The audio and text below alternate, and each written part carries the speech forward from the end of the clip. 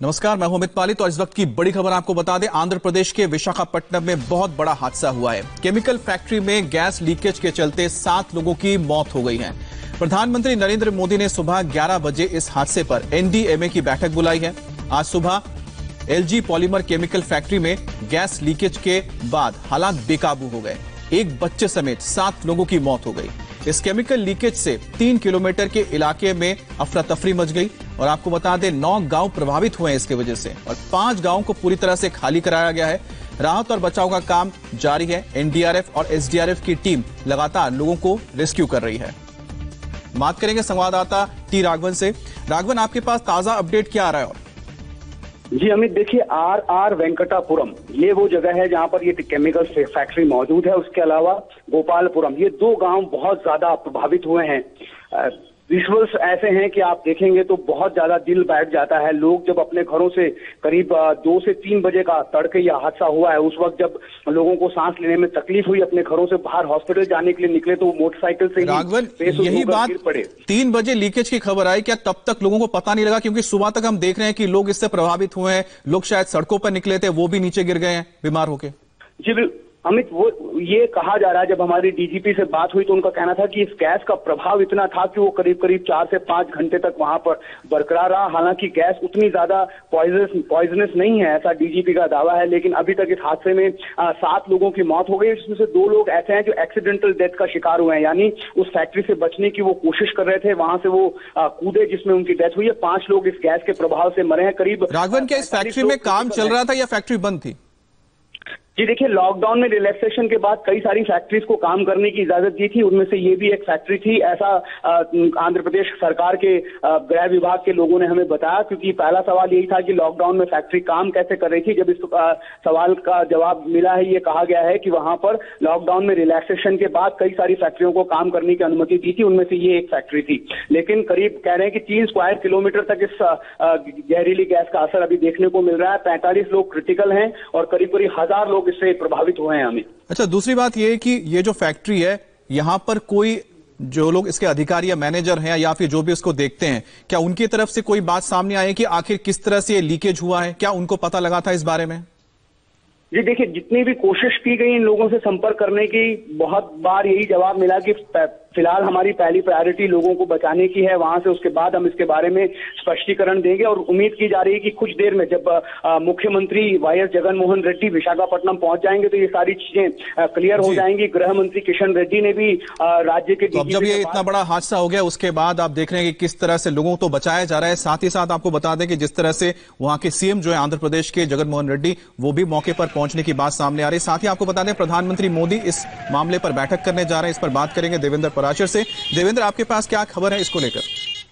11 बजे पीएम ने यह बैठक बुलाई है जिसमें एनडीएमए, मतलब ये है कि नेशनल डिजास्टर मैनेजमेंट अथॉरिटी के जो अधिकारी हैं, जो कि ऐसे मामलों के एक्सपर्ट होते हैं सिचुएशन को हैंडल करने में, उनके अधिकारियों के साथ पीएम बैठक करके उन्हें आवश्यक निर्देश देंगे कि आगे क्या कुछ करना चाहिए। क्योंकि उसमें बड़ी चिंता ये है कि अभी जो इन्फेक्टेड लोग हैं उसमें 200 से ज्यादा तो हॉस्पिटलाइज है और क्योंकि गैस लीक हुई है तो इसका असर बहुत ज्यादा दूरी तक हो सकता है। तो उस हालात में इसका फैलाव कम से कम कैसे किया जाए। और हालांकि ये बताया जा रहा है कि जो जानकारी स्टेट गवर्नमेंट से मिली उसमें गैस लीकेज अब रोक दिया गया है, लेकिन जो गैस फैल चुकी थी, जो लोग अफेक्टेड हो चुके हैं, उनसे कोई ज्यादा बुरा असर ना, उन्हें कैसे राहत दिया जाए, इन सारी चीजों को लेकर 11 बजे में बैठक बुलाई है पीएम मोदी ने एनडीएमए के अधिकारियों के साथ। और इसके अलावा गृह मंत्री अमित शाह ने एनडीएमए के अधिकारियों से बात की है। साथ ही साथ गृह राज्य मंत्री किशन रेड्डी वहां पे राज्य सरकार के अधिकारियों के साथ लगातार संपर्क में है। तो केंद्र सरकार निश्चित तौर पे इसे फुल एक्शन में है इस मसले को लेकर कि आगे जल्द से जल्द इसमें कम से कम नुकसान हो पाए, इसकी पूरी व्यवस्था करा दी है। जी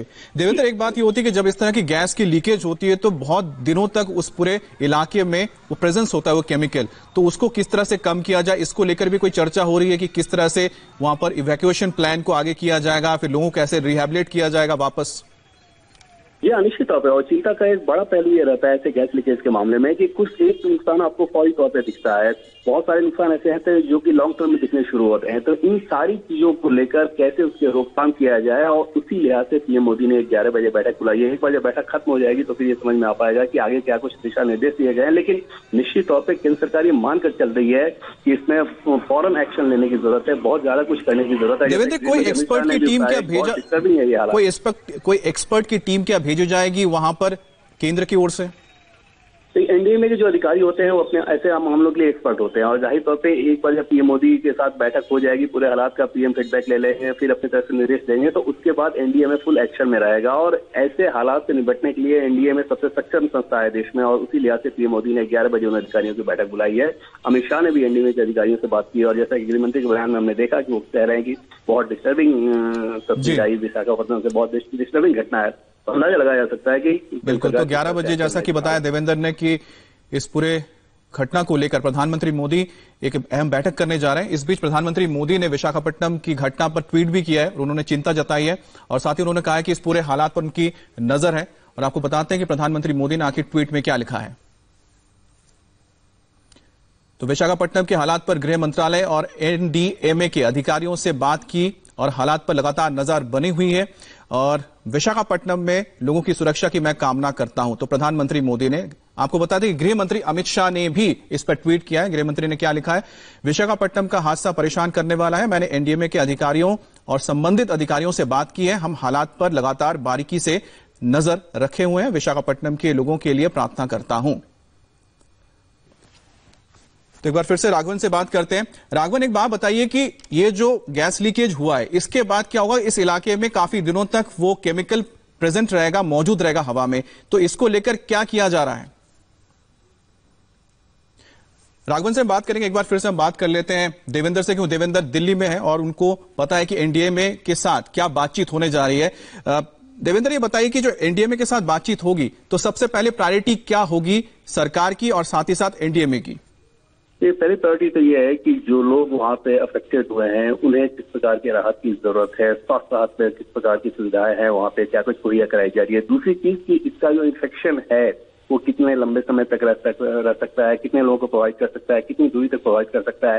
जैसा कि लगातार बताया जा रहा है कि गैस लीकेज अब तो रोक दिया गया है, लेकिन जो लीकेज हो चुका है 3 से 4 किलोमीटर तक के दूरी का तो कॉर्डन ऑफ किया गया है, लेकिन क्या इससे ज्यादा भी इसका असर हो सकता है? और 3 किलोमीटर में क्या कुछ किया जाना है ताकि किसी और को कोई समस्या ना हो। इन सारे एक एक बारीकियों पे, पहलुओं पे विचार होगा अभी एनडीएमए के अधिकारियों के साथ पीएम मोदी की जो बैठक होगी। और क्योंकि जब ये घटना हुई, स्थानीय पुलिस कुछ रिएक्ट कर पाती, उससे बहुत ज्यादा तेजी से फैलाव हो गया था और उसके चलते इसे परेशान करने वाली घटना सामने आई। अच्छा देवेंद्र, दूसरी बात है कि विशाखापट्टनम बहुत अहम नेवी के लिए भी एक सेंटर है, क्योंकि नेवी का वहां पर ईस्टर्न कमांड बेस करता है। तो ऐसे हालात में क्या कुछ खास नजर होगी? क्या नेवी को भी इसमें इन्वॉल्व किया जाएगा, रेस्क्यू में, ऑपरेशन में, इस तरह की चीजों पे?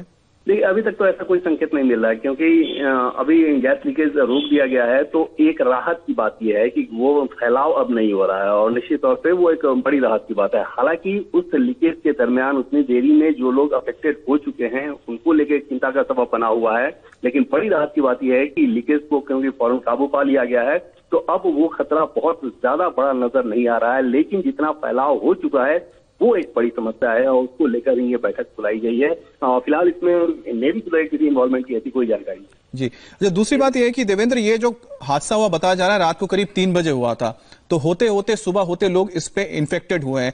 तो क्या सरकार यानी कि केंद्र सरकार के पास कोई ऐसी जानकारी आई है कि क्या लोकल जो अथॉरिटीज हैं वो देर से जागी, देर से उन्होंने रिएक्ट किया, जिसकी वजह से लोगों की जान चली गई? देखिए, उसमें अभी तक जो शुरुआती जानकारी सामने आ रही है उसके हिसाब से जो गृह मंत्रालय से हमें ये बताया गया है कि 2:30 से 3 बजे के लगभग की ये घटना है और स्थानीय पुलिस जब तक समझ पाती, जब तक रिएक्ट कर पाती, तब तक इस गैस हम सभी जानते हैं कि इसका फैलाव कितना तेजी से होता है। तो वैसी स्थिति में गैस का फैलाव काफी तेजी से हो चुका था और कुछ लोग तो तुरंत ही उसी समय अनसंतुष्ट होना शुरू हो गए। तो कोशिश ये की गई थी कि स्थानीय प्रशासन की तरफ। देवेंद्र, ये जो बैठक होगी 11 बजे, क्या वहां पर गृह मंत्री भी मौजूद रहेंगे? ये सिर्फ पीएम मोदी और एनडीएमए के अधिकारियों के साथ यह बैठक बुलाई गई है और एनडीएमए के अधिकारियों के साथ गृह मंत्री अमित शाह इस घटना के बाद से ही लगातार संपर्क में हैं। उम्मीद ये जताई जा रही है कि इस बैठक के समय भी गृह मंत्री अमित शाह वहां मौजूद रह सकते हैं। हालांकि आधिकारिक तौर पर इस बात की भी जानकारी नहीं है। ये बैठक पीएम और एनडीएमए के अधिकारियों के साथ हो रही है, अमित शाह भी मौजूद रह सकते हैं। हालांकि अमित शाह ऑलरेडी एनडीएमए के अधिकारियों के साथ गृह मंत्री सुबह से ही संपर्क में है। जी देवेंद्र, राघवन भी हमारे साथ एक बार जुड़ गए हैं। राघवन, ताजा अपडेट आपके पास क्या आ रहा है? फिलहाल क्या हालात है? कितने लोग इसमें अभी तक घायल, जिनकी तबीयत खराब हुई है, या फिर जो लोग मारे गए हैं उनके बारे में क्या जानकारी आ रही है? ये देखिए, जो लेटेस्ट आंकड़ा डीजीपी की तरफ से जारी किया गया है आंध्र प्रदेश के, उसमें ये कहा गया है कि 7 लोगों की इसमें अभी तक मौत हुई है, एक बच्चा उसमें शामिल है। 2 लोग ऐसे हैं जो एक्सीडेंटल डेथ का शिकार हुए हैं, 5 लोग जहरीली गैस की वजह से प्रभावित हुए हैं, उसके बाद उनकी अस्पताल में मौत हो गई है। कुल मिलाकर 45 लोग अभी ऐसा बताया जा रहा है कि क्रिटिकल हैं और करीब करीब 1000 लोग इसमें प्रभावित हुए हैं। 5 गांव ऐसे हैं जो बुरी तरह से प्रभावित हुए हैं, जिसमें 2 गांव जैसे मैंने आपको पहले भी नाम दिया था, आर वेंकटापुरम और गोपालपुरम, ये 2 गांव ऐसे हैं जो बुरी तरह से प्रभावित हुए हैं। बड़ी बात यह है कि कोविड-19 के चलते कई सारे हॉस्पिटल्स को फिलहाल वहां पर बंद कर दिया गया था। कुछ जो कोविड-19 के लिए स्पेशलिस्ट हॉस्पिटल हैं वो सिर्फ काम कर रहे हैं, हालांकि बेड्स बहुत अवेलेबल हैं, ऐसा जिला प्रशासन ने बताया। साथ ही ये भी कहा गया है कि जो भी प्राइवेट हॉस्पिटल्स हैं जो बंद किए गए थे, उन्हें तुरंत खोलने की बात वहां पर कही जा रही है, ताकि उन बेड्स का इस्तेमाल इन पेशेंट को ट्रीट करने के लिए किया जाए। एक जो बात अधिकारियों की तरफ से बताई जा रही है बार बार, ये कि ज्यादा प्रभाव नहीं डाल रही है ये गैस, उसको कंटेन कर लिया गया है और जो लोग प्रभावित हुए हैं वो भी जल्दी रिकवर हो जाएंगे, ऐसी उम्मीद जिला प्रशासन जता रहा है। अच्छा, दूसरी बात यह है कि जैसा आपने जिक्र किया, वो मैं पूछने वाला था कि कोरोना को लेकर जिस तरह के हालात हैं, ऐसे में जो लोग जिनको लेके जाया जा रहा है, क्या जो प्रशासन की ओर से इनको टेस्ट भी किया जाएगा कहीं कि इनके अंदर कोई सिम्टम्स ना हो? क्योंकि अगर ऐसा हुआ, क्योंकि सब लोग एक साथ कहीं ना कहीं जुटे होंगे, आप देखिए जिस तरह से यहाँ पर सोशल डिस्टेंसिंग तो मेंटेन नहीं हो रही, क्योंकि लोगों को एक साथ रेस्क्यू किया जा रहा है, तो ऐसे हालात में सरकार ये ध्यान रख रही है कि लोगों को इन्फेक्शन ना हो कोरोना? जी देखिए, इस बारे में जगनमोहन रेड्डी ने भी, जो मुख्यमंत्री हैं आंध्र प्रदेश के, उन्होंने भी बात की है। लेकिन यहाँ पर अब जब प्रायोरिटी लोगों को रेस्क्यू करने की हो जाए और लोगों को तुरंत अस्पताल पहुंचाने की हो जाए, तो वहां पर शायद सोशल डिस्टेंसिंग के नियमों का उस तरह से ख्याल रखना जो है वो बहुत ज्यादा संभव नहीं हो पाता। यही वजह है कि प्रिकॉशंस जो है, सारे एहतियात जो है बरते जा रहे हैं, लेकिन बड़ी चुनौती प्रशासन के सामने यही है कि इन लोगों को सुरक्षित पहले अस्पताल पहुंचाया जाए, क्योंकि वहां पर अस्पताल में ऐसा बताया जा रहा है कि वो सारी तमाम सुविधाएं, वो सारे एहतियात बरते गए हैं। तो वहां पर कोशिश की जा रही है कि ज्यादा से ज्यादा लोग जो इन्हें लेकर आए हैं उनकी स्क्रीनिंग हो, उसके बाद इन लोगों को हॉस्पिटल के अंदर प्रवेश करने की अनुमति। राघवन, एक और बात, पर जो कोविड हॉस्पिटल है, राघवन, एक और बात यह है कि जो ये गैस रिसाव हुआ है, तो कई दिनों तक इसका असर, जो केमिकल प्रेजेंट रहेगा हवा में आसपास, तो ऐसे में लोग हो सकते हैं वापस ना जा पाए। आप कह रहे हैं कि 5 गांव को खाली करा दिया गया है, ऐसे में जो लोग यहां से हटाए गए हैं उनको रखने की क्या व्यवस्था की गई है ऐसे हालात में, जब पूरा लॉकडाउन चल रहा है पूरे देश में?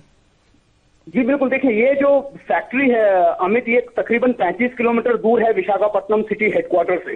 तो पहली कोशिश यही की गई थी कि ज्यादा से ज्यादा लोगों को वहां से इवैक्यूएट कर दिया जाए, ताकि इस गैस का असर, जो अनुमान लगाया जा रहा है कि काफी दिनों तक इसका रह सकता है वो असर, तो उससे कम से कम लोग प्रभावित ना हो। अब उन लोगों को मूव करना है, इसके लिए एनडीआरएफ की मदद ली जा रही है। जैसा मैंने आपको बताया कि किशन रेड्डी जो गृह राज्य मंत्री, उन्होंने डीजीपी से बात कर, होम सेक्रेटरी से बात कर वहां पर एक टुकड़ी एनडीआरएफ की पहले ही भेज दी है।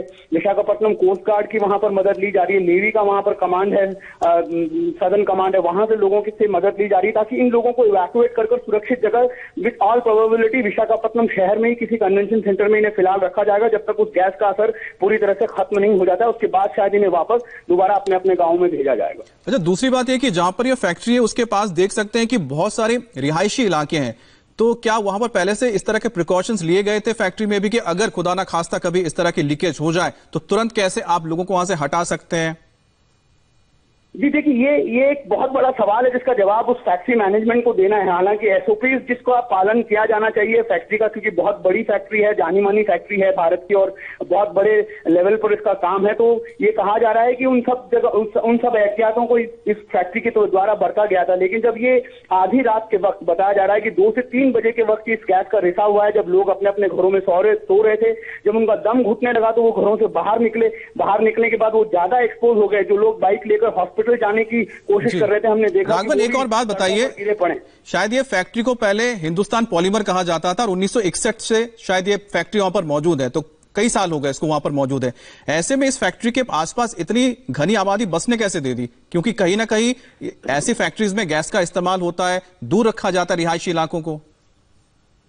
बिल्कुल, देखिए हिंदुस्तान पॉलीमर जानी मानी फैक्ट्री थी, जिसके बाद साउथ कोरियन कंपनी जो है एलजी पॉलीमर्स, उसने इसको टेक ओवर किया। इसमें यूबी जो कंपनी है यूनाइटेड बेवरेजेस, उसका भी स्टेक है। तो ये एक बड़ा कॉन्ग्रीगेशन था उस वक्त जब ये फैक्ट्री बनी थी, जब इसको स्थापित किया गया था साउथ कोरियन कंपनी की तरफ से, माफ कीजिएगा। लेकिन एक बात यहाँ पर आपको ये भी बता दूं कि 1984 में भी इस फैक्ट्री में ऐसे एक गैस लीकेज के बाद हादसा हुआ था, जिसमें कई लोगों के मारे जाने की खबरें उस वक्त सामने आई थी। लेकिन उसके बाद ये कहा गया था प्रशासन की तरफ से, क्योंकि ये इंडस्ट्रियल एरिया है और उस इलाके में जितनी भी दूसरी फैक्ट्रियां हैं वहां पर काम करने वाले लोग उसी इलाकों में रिहायश बसाते हैं। वहीं पर जैसे जैसे लोगों की तादाद बढ़ती जाती है, धीरे धीरे ये अपार्टमेंट कल्चर जब आया तब वहां पर बहुत सारे रिहायशी इलाके भी आसपास बस गए। 2 गांव जिसका मैंने आपको पहले भी जिक्र किया, उन 2 गांवों में सबसे ज्यादा प्रभाव इस गैस का पड़ा है और उन दोनों गांवों को फिलहाल इवैक्यूएशन की वहां पर पूरी तैयारी की जा रही है। लोगों को वहां से जल्द हटाने की सारी कोशिश की जा रही है। तो इस बीच एक ताजा अपडेट आपको बता देते हैं कि प्रधानमंत्री मोदी ने आंध्र प्रदेश के मुख्यमंत्री जगन मोहन रेड्डी से बातचीत की है और हालात की जानकारी ली है। आपको बता दें कि केंद्र सरकार की भी पूरी नजर बनी हुई है इस पूरे घटनाक्रम पर और प्रधानमंत्री के अलावा गृह मंत्री ने भी नजर बनाए रखी है। और 11 बजे प्रधानमंत्री मोदी खुद जो मैनेजमेंट टीम है, डिजास्टर मैनेजमेंट तो देखते हैं, उस टीम के साथ बातचीत करेंगे और ताजा हालात की जानकारी भी लेंगे। इस बीच प्रधानमंत्री मोदी ने आंध्र प्रदेश के मुख्यमंत्री से भी बातचीत की और उन्हें भरोसा दिया है कि केंद्र सरकार की ओर से हर तरह की मदद दी जाएगी। राघवन, तो आपको बता दें कि फिलहाल वहां पर क्या हालात है। 5 गांव को खाली करा लिया गया है। इसके अलावा कई लोग जो इससे बीमार पड़े थे उनको अस्पताल में इलाज के लिए ले जाया गया है।